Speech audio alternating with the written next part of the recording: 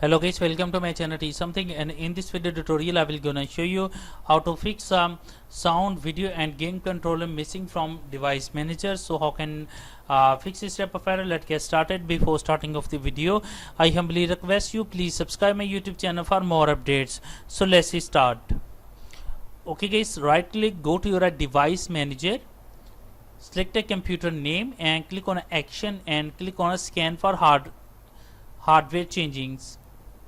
Once again click on action, go to your add Lexi hardware, click on next to continue, select install the hardware that I manually select from a list, click yes to continue, scroll down and find out sound, video and game controller, click next to continue, select a manufacturer.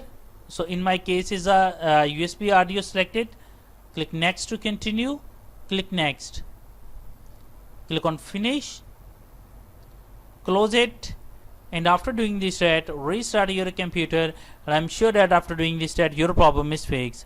I hope this video is helpful for you. Thanks for watching and please subscribe my YouTube channel.